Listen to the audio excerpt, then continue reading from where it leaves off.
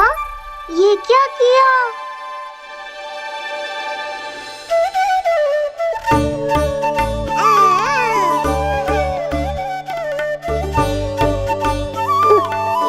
लगता है इसे माखन से अधिक ही प्रेम हो गया है।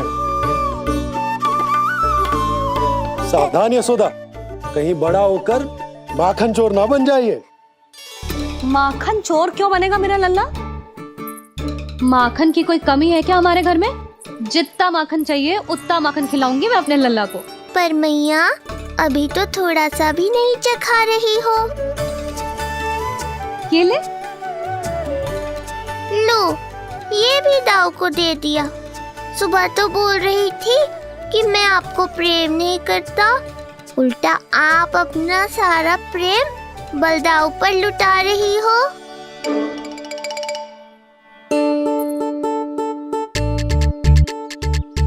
सुनो जी, कान्हा के चारों ओर सिरहाने लगा दो ना, नहीं तो जी फिर से इधर उधर चला ना जाए।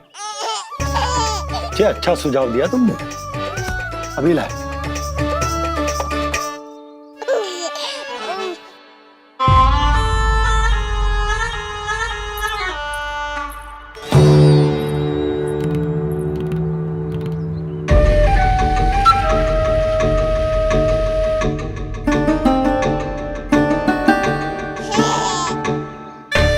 इस बालक का वध करके जब मैं मथुरा वापस लौटूंगा तो प्रभु कंस मुझे अपना विशेष विश्वास पात्र तो बनाएंगे ही, पर क्या पता प्रधानमंत्री भी बना दे। देवकी और वसुदेव अभी कहाँ हैं? अपनी संतानों के श्राद्ध के लिए ऋषि गर्ग के आश्रम जा रहे हैं। अब आप क्या करने वाले हैं महाराज? एक बार तो मैंने उन्हें प्राण दान दे दिया। बधाई हो कुंवर जी। अपनी पत्नी के प्राण बचाने में आप सफल हुए। दूसरी बार मैं उन्हें दंड देने निकला तो तुमने मुझे रोक दिया। बुद्धि बल का प्रयोग कीजिए स्वामी, शारीरिक बल की आवश्यकता नहीं। किंतु एक ही भूल को बार बार नहीं दोहराएगा कंस। मथुरा नरेश कंस के इस महल से वसुदेव और देवकी जीवित बाहर नहीं निकलेंगे, केवल उनके शव। कंस मामा, आप उनको छू भी नहीं सकते।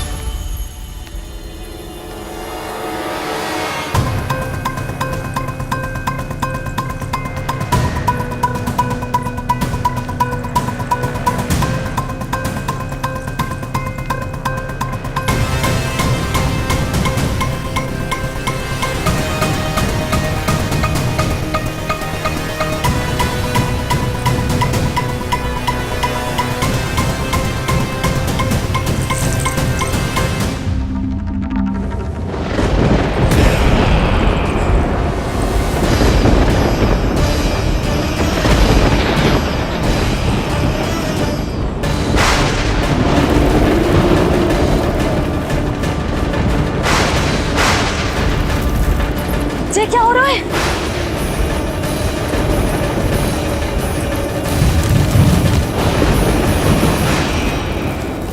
ये क्या हो रहा है?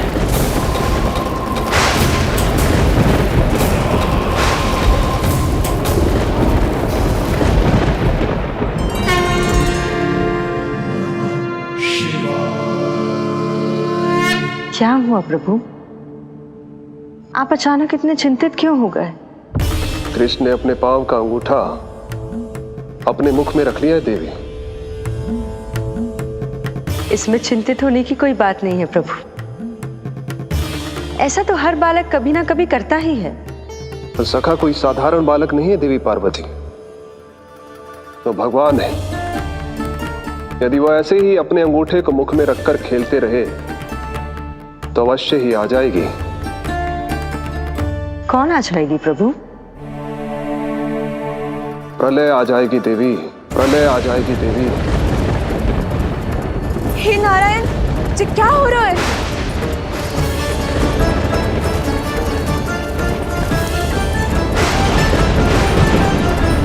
जी ऐसे लग रहा है जैसे दिन में ही रात्रि के समान अंधेरा छा गया हो। लगता है बहुत बड़ी आंधी आने वाली है।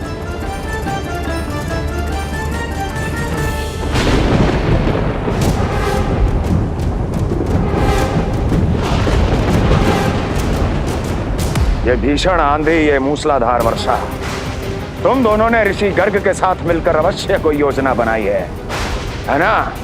बोलो बोलो, क्या है वो योजना? बोलो।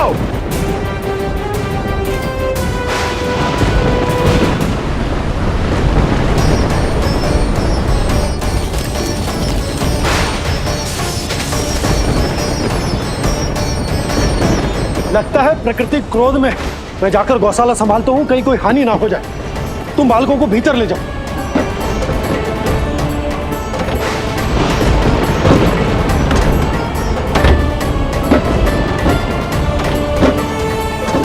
जी द्वार और झरोखे बंद करते हैं। हाँ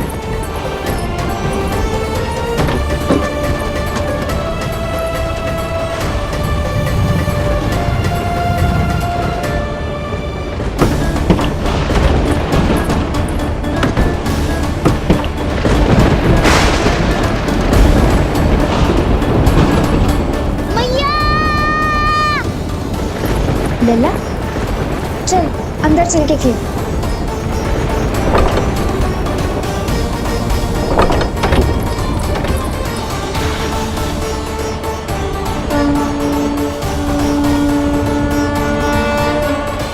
आपके सखा तो ध्यान निद्रा में चले गए हैं प्रभु। इनकी ये अंगूठा चूसने की सामान्य सी क्रिया का कितना घातक प्रभाव पड़ रहा है, इन्हें तो पता भी नहीं है। चाहे जानबूझकर की जाए या अनजाने में हो, सखा की हर लीला के पीछे कोई ना कोई उद्देश्य अवश्य छिपा होता है। पर ऐसा लगता है देवी जैसे उनकी इस लीला के पीछे एक नहीं अनेक उद्देश्य छिपे हैं।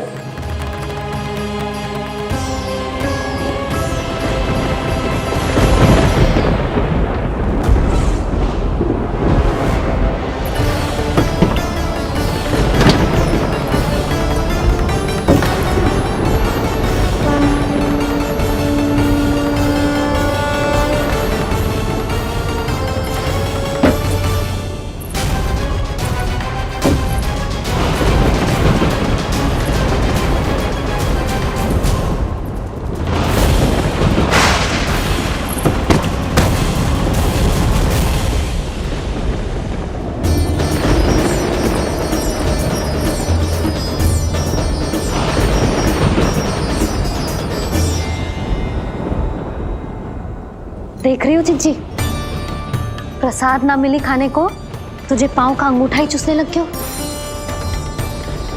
कान्हा, ये क्या कर रहे है? अंगूठा मुंह से निकाल दे लल्ला। अच्छी बात ना है कान्हा। देख कान्हा, तू नींद में है, इसका अर्थ ये ना है कि मैया तुझे अंगूठा चूसने देगी। निकाल अंगूठा मुंह से। आज तो बड़ी शीघ्र इतनी गहरी निद्रा में सो गए हो तुम।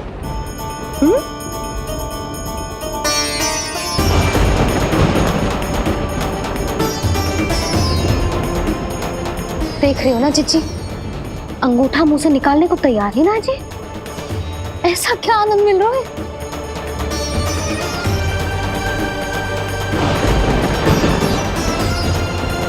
अधिक बल भी ना लगा सकती, अत्यधिक नींद में है। कहीं इसकी आंख ना खुल जाए। रानी भाभी, लगता है तीव्र वर्षा होने वाली है। मैं और भोला भैया के साथ अगले निकल रहे हैं। हो सकता है उन्हें हमारी आवश्यकता हो। हाँ हाँ चलो बोला। चिच्ची, तीव्र वर्षा आरंभ होने से पहले आप और बड़गांव निकल जाओ। ठीक है, किंतु तुम भी सतर्क रहना। हाँ, आप भी ध्यान से जाओ।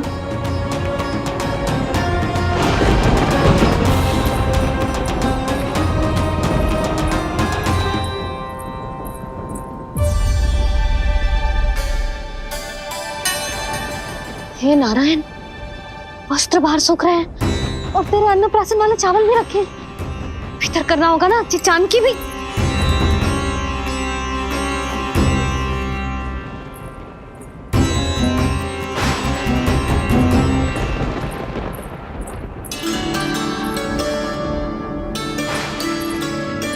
लल्ला, वैसे जी बहुत बुरी बात है।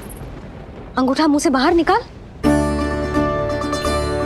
केवल 2 दिवस में तेरा अन्नप्राशन है, फिर सब खाइयो। तनिक धैर्य रख। गुड़ तो प्रभु, स्वयं कृष्ण की मैया इनका अंगूठा नहीं निकाल पाई, तो अब और कौन निकालेगा? कैसे रुकेगी ये प्रलय? इसका एक ही अर्थ है देवी, अभी लीला समाप्त होने का समय नहीं हुआ। अभी तो कहना तो ये चाहिए कि लीला अभी पूरी तरह से आरंभ ही नहीं हुई है।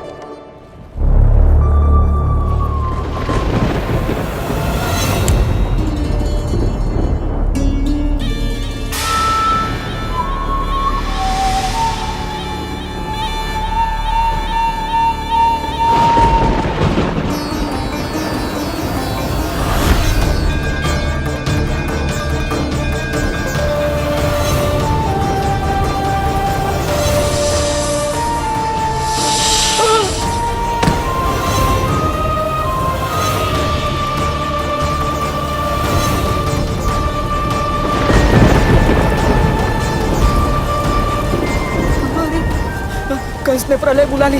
कंस ने प्रलय बुला ली।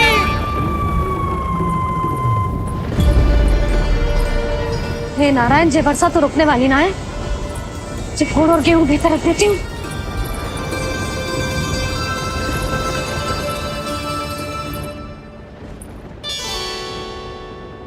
जे देख रहे हो गुड़, जे तेरे अन्नप्राशन के पकवानों के लिए ही है।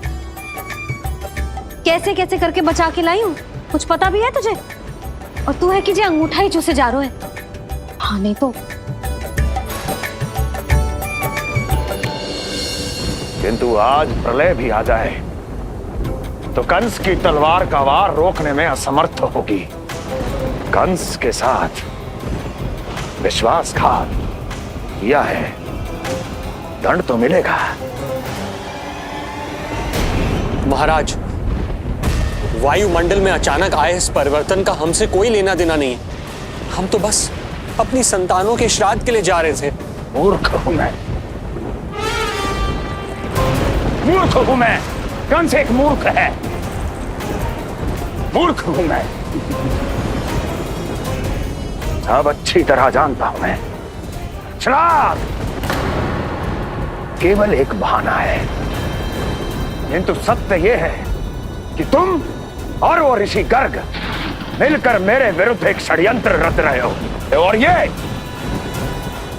तुम्हारी योजना है। भैया, ये आप क्या कह रहे हैं? कैसा षड्यंत्र, कैसी योजना? हम तो केवल श्राद्ध के लिए गए थे। बहुत अवसर दिए मैंने तुम दोनों को, किंतु तुमने बार बार बार बार बार बार मुझे मूर्ख बनाया। इसलिए अब मैं अवसर दूंगा अपनी इस तलवार को।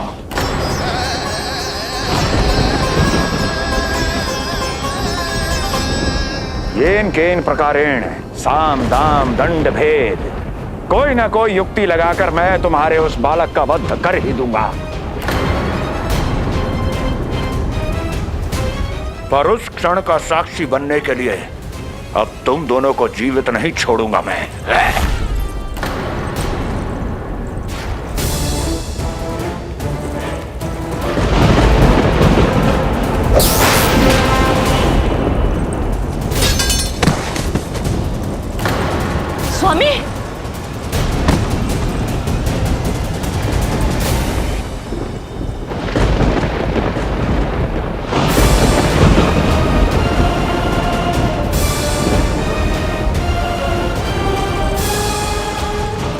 तेरा काल तेरी प्रिय बहन के गर्भ से उसकी 8वीं संतान बनकर जन्म लेगा और तेरा विनाश करेगा, विनाश करेगा, विनाश करेगा।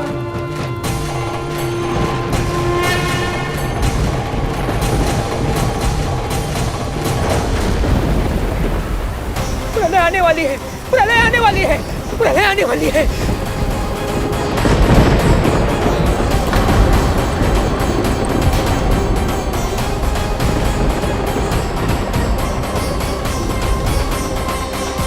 यदि कंस को रोकना, अपने माता पिता की रक्षा करना और चपलासुर के ब्रह्म को मिटाना ही इस लीला के उद्देश्य थे, तो ये सभी उद्देश्य पूरे हो चुके हैं प्रभु। अब तो ये प्रलय रुकनी ही चाहिए। ये केवल सखा की लीला ही नहीं है देवी पार्वती, उनकी माया का उदाहरण भी है। मार्कंडेय ऋषि को दिए गए वरदान को पूरा करने के लिए ही ये सब हो रहा है। कौन सा वरदान प्रभु? प्रभु की माया को साक्षात अपनी आंखों से देख पाने का वरदान।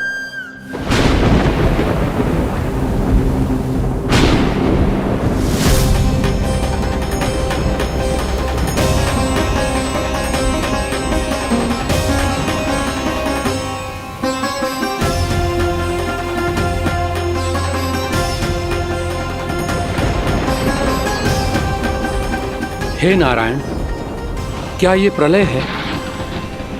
क्या संसार समाप्त हो रहा है? तो फिर मुझे मिले इस जीवन का क्या अर्थ है?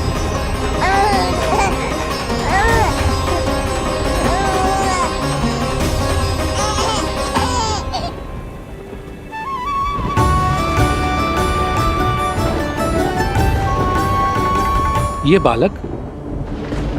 बालक यहां कहां से आया?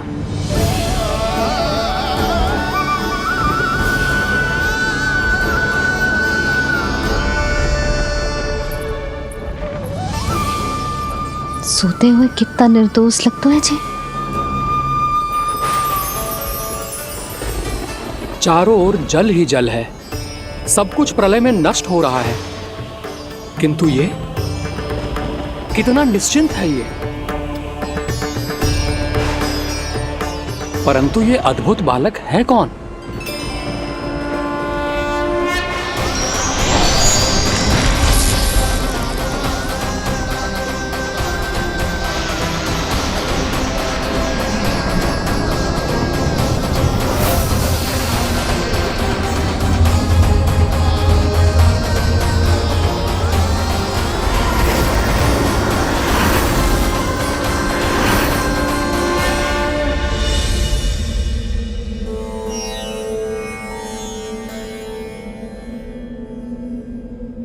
जिन घने काले बादलों ने आकाश को घेरा हुआ था, कहां गए वो? यहां तो प्रलय का कोई चिन्ह ही नहीं है।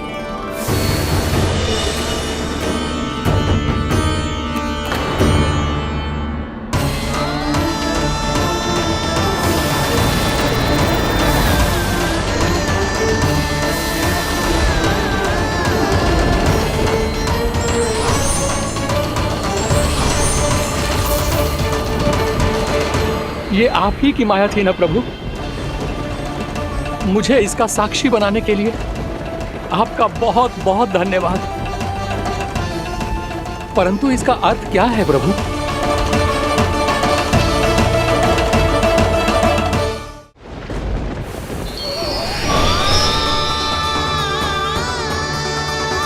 प्रभु,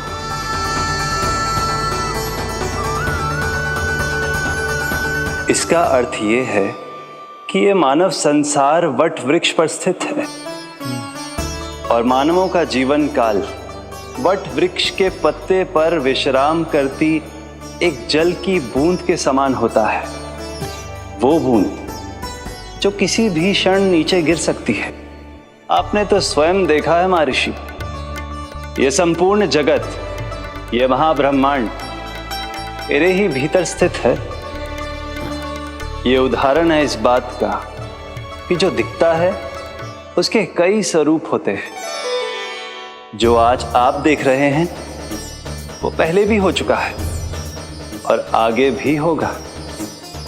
सब कुछ एक माया है। प्रलय का होना, जीवन का होना, दुख, सुख, सब एक भ्रम है। ठीक उसी प्रकार जिस प्रकार एक जलाशय में दिखने वाला प्रतिबिंब आपकी वास्तविकता नहीं बल्कि एक भ्रम होता है। इसलिए मनुष्य को सदैव ध्यान रखना चाहिए कि जीवन में कोई भी संकट क्यों ना आए, वो इस प्रलय की तरह केवल एक भ्रम ही होता है। ऐसे समय में जो संकट के सामने झुक जाते हैं या अधर्म का साथ देते हैं, वह स्वयं को उस भ्रम रूपी प्रलय में डुबोकर नष्ट कर लेते हैं।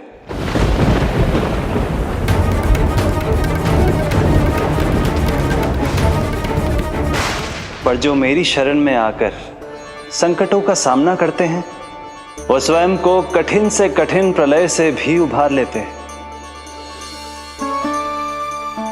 किंतु प्रभु, सभी व्यक्तियों में संकटों का सामना करने का साहस नहीं होता। कृपा करके आप कुछ ऐसा कीजिए जिससे आपके भक्तों को इतना बल मिले कि वो कठिन से कठिन परिस्थितियों का सामना भी सहर्ष कर सकें। मैं वरदान देता हूं महर्षि, पीपल के पत्ते पर बाल कृष्ण की इस छवि का स्मरण मेरे जो भी भक्त करेंगे उनके साथ मेरा आशीर्वाद सदैव बना रहे। वो चाहे कितनी भी कठिन परिस्थिति में क्यों ना फंसे, बाल कृष्ण की ये छवि उन्हें उससे उभर पाने में सामर्थ्य प्रदान करेंगे।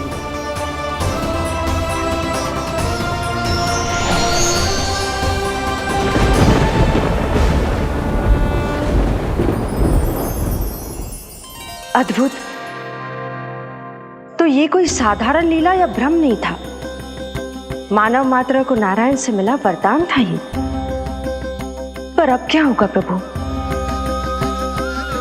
कैसे रुकेगी ये प्रलय?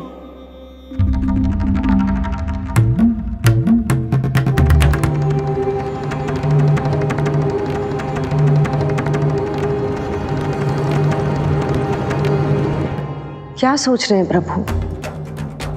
क्या आप रोकेंगे ये सब? नहीं प्रिय, ये कृष्ण की माया है, वही इसे रोक सकते हैं। पर मैं अपने सखा से भेंट करने अवश्य जाऊंगा। पर पिछली बार की तरह बिना उपहार लिए नहीं।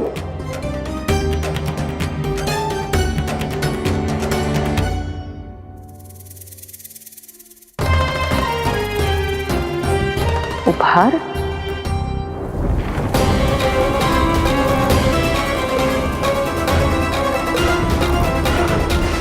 आप तो प्रलय का भी सामना करने के लिए तैयार थे ना भैया? अभी तो प्रलय भी नहीं आई और आपकी ये दशा हो गई। महाराज,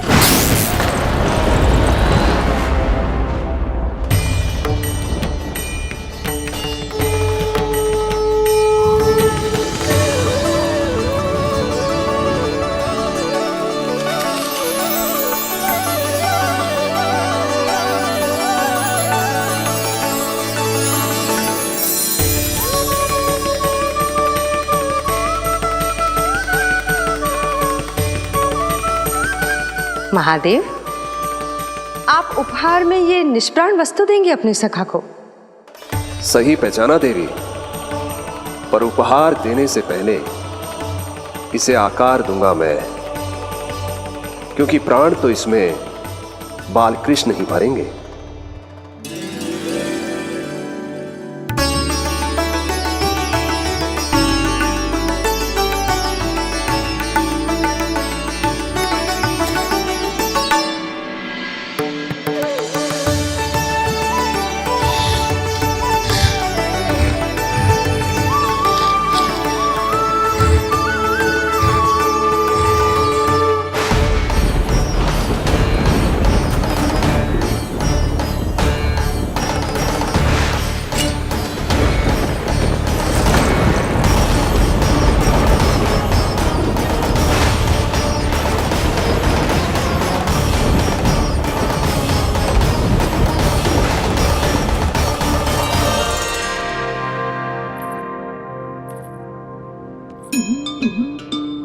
मुरली?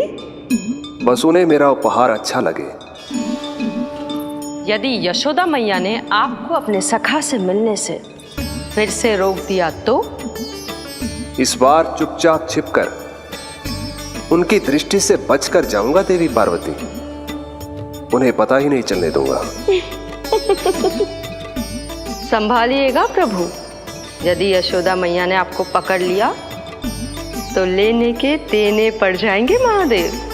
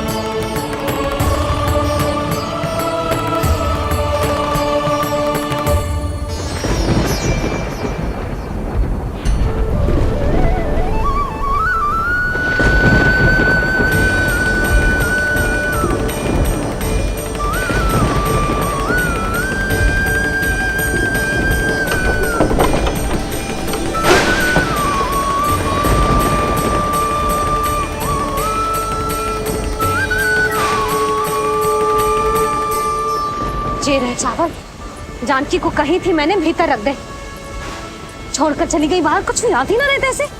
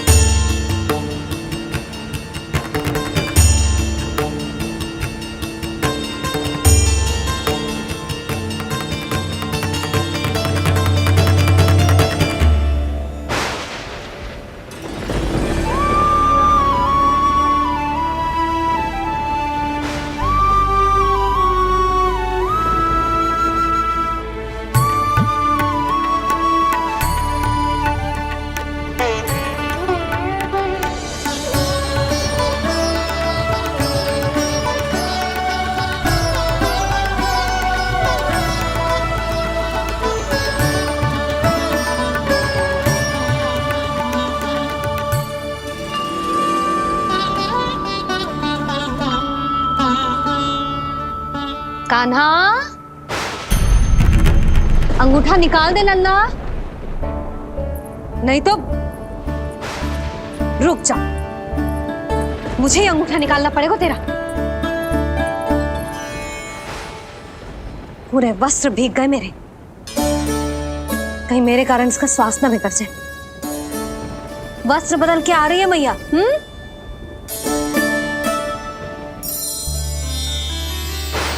आ रही हूं।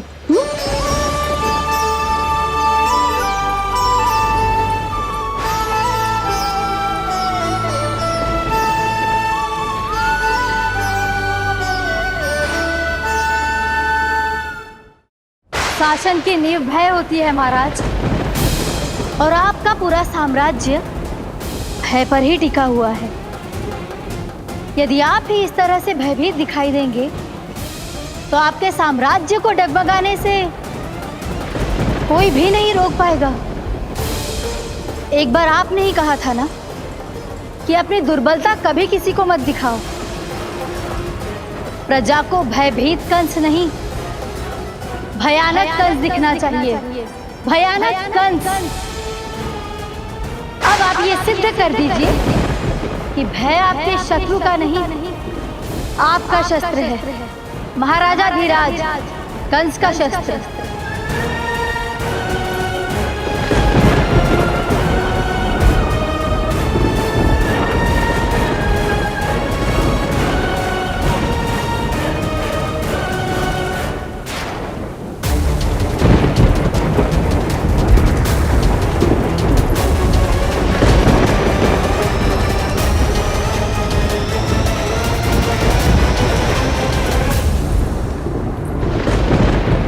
उससे क्या भयभीत होना जो स्वयं भयभीत हो, उससे क्या भयभीत होना जो स्वयं भयभीत हो।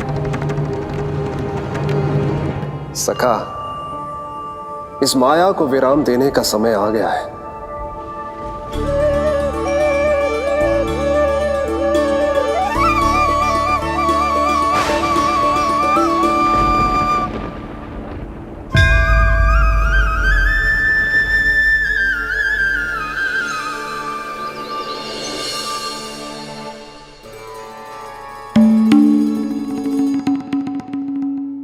सभी आपके चरण धोकर उसका चरणामृत पीते हैं सखा, और आपने उसी चरण को अपने मुख में रख लिया। यही तो सखा, मैं इस तथ्य से चकित था, इसलिए सोचा एक बार अपने चरणामृत का स्वाद स्वयं भी चख ही लिया जाए। अब जो उपहार लाए हैं वो शीघ्र ही दे दीजिए। कहीं मैया ने आपको देख लिया तो आपको तो अनुभव है वो क्या क्या करने में सक्षम है। आपसे कुछ भी छुपाया नहीं जा सकता सखा।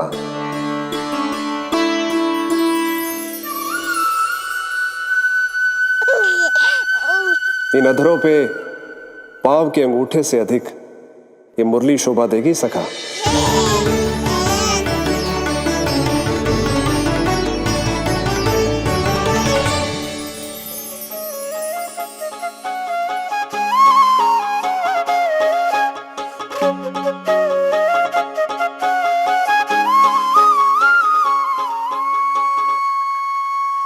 प्राण दे मोहे हाथ लगा के, हुई अमर स्पर्श जो पाके, काठी को जीवनमय कर दिया, मधुर हो गई सारी। मन प्रसन्न मेरा तन प्रसन्न, प्रभु आज से मुरली हुई है तुम्हारी।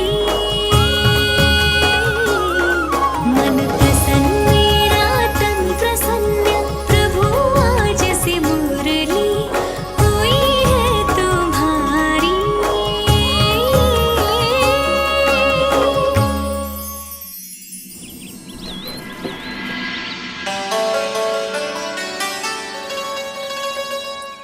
तुम्हारी भक्ति ने मेरा मन जीत लिया है मुरली। शीघ्र ही सारा संसार तुम्हें मेरे नाम से और मुझे तुम्हारे साथ से पहचानेगा।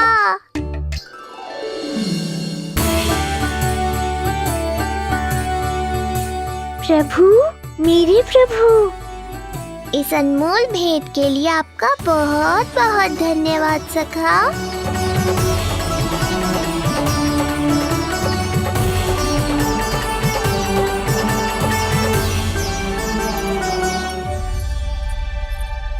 सखा, मैया,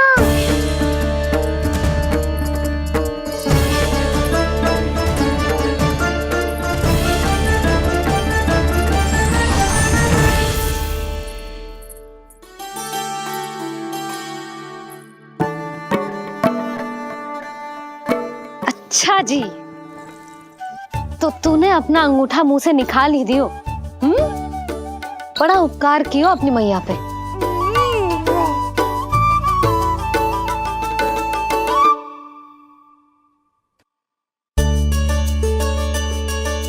प्रभु, मैया, ऐसा मत करो, मेरी मुरली वापस दे दो मुझे।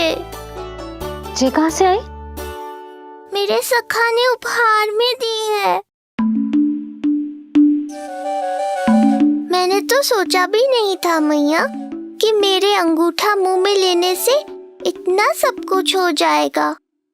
तेरे मुख पे छाई ये दृष्टता की छाया साक्षी है। ये जो भी हुआ, ये तुम दोनों, उस ऋषि गर्ग और तुम्हारे उस पुत्र का किया धरा है, जिसे तुमने मुझसे छुपा रखा है। जो स्वयं दूसरों का बुरा करते हैं, उन्हें सदैव यही लगता है कि उनके पीठ के पीछे उनके विरुद्ध कोई ना कोई षड्यंत्र हो रहा है। मुझे तनिक भर भयभीत देखकर इतना साहस आ गया तुझमें कि मुझे प्रत्युत्तर देगी। लगता है तुम दोनों महाराज की तलवार के वार को भूल चुके हो। स्मरण करो, इतने वर्षों में इसने एक बार भी तुम्हें छुआ तक नहीं, लेकिन अनेकों बार तुम्हारे हृदय को रक्त रंजित कर चुकी है ये। मेरी इस तलवार ने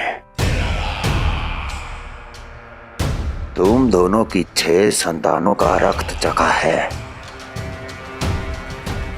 और अब एक और संतान के रक्त में स्नान करने वाली है ये।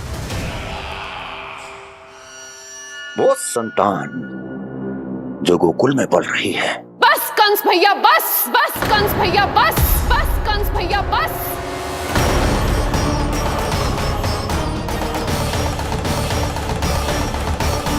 इतना दुस्साहस, तू मुझसे ऊंचे स्वर में बात करेगी अपने बड़े भाई के सामने?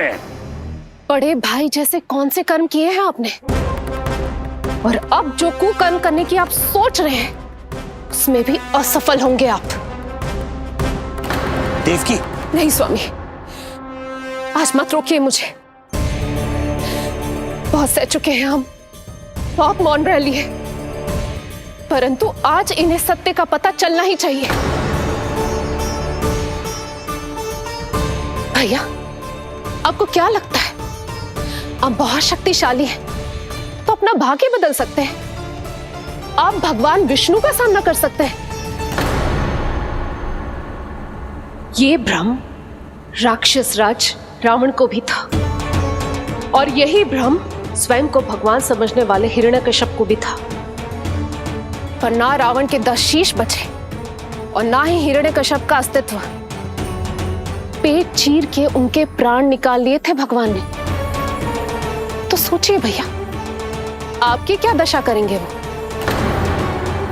मैं आज तक ये बात समझ नहीं पाई कि ये आपका अभिमान है या अज्ञान, जो आप भगवान विष्णु का सामना करने चले हैं। देवकी! इस क्रोध का आप कोई लाभ नहीं है भैया। अब तक मैं व्यर्थ ही आपसे भयभीत होती रही, परंतु अब और नहीं। जब हमारी रक्षा स्वयं भगवान विष्णु कर रहे हैं तो फिर आपसे कैसा भय? जब हमारी रक्षा स्वयं भगवान विष्णु कर रहे हैं तो फिर आपसे कैसा भय? तू क्यों मुस्कुरा रहा है? अब जे मत ही सोचना कि मैया फिर से अंगूठा चूसने देगी तुझे। अब उसकी आवश्यकता ही नहीं पड़ेगी मैया।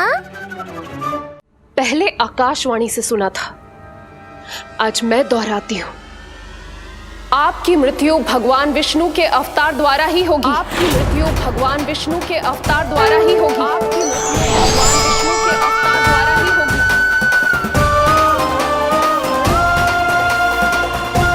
भले ही वो कहीं भी क्यों ना हो।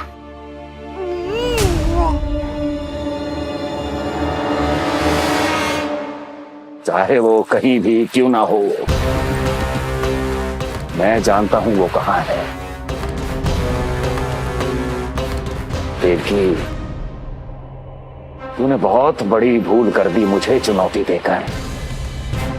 मैं चाहूं तो अभी इसी क्षण तुम दोनों का वध कर दूं, किंतु नहीं।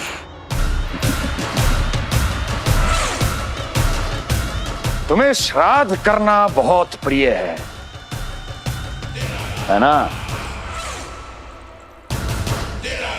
तो ठीक है, तो अब मैं तुम दोनों का वध तभी करूंगा जब तुम दोनों अपनी 8 संतानों का श्राद्ध एक साथ कर चुके होगे।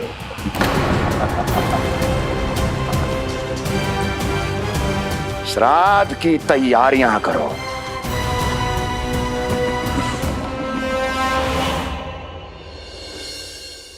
मैया अन्नपूर्णा की कृपा से आज अन्नप्राशन के सभी कर्मकांड अच्छे से हो जाए, भोजन स्वादिष्ट बने और मेरे कान्हा को प्रिय लगे। बस इतना आशीर्वाद दे दो तुलसी मैया।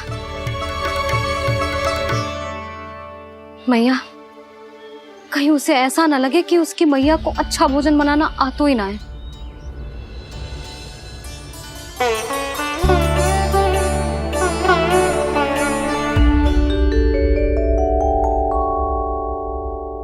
वाह मैया, इतने दिन तक तो कुछ खाने को दिया नहीं, और अब जब खाने का अवसर आया है तो व्यग्र हो रही हो। मेरे बारे में भी तो कुछ सोचिए प्रभु, 2 दिन से यही अटकी हूँ। अटकी नहीं हो मुरली, तुम तो लटकी हो। प्रभु। हाँ हाँ मुरली, मुझे भी तुम्हारा साथ चाहिए, पर क्या करूं? मैया ने तुम्हें मेरी पहुंच से बहुत ऊपर लटकाया है। पर प्रभु, मैं अब तक पहुंचूं कैसे?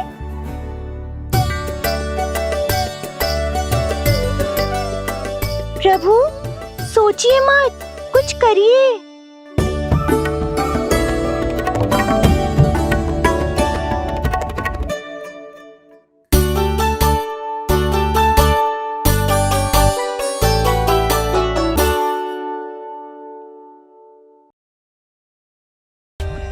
For more updates, subscribe to our channel, click the show links and enjoy watching the videos.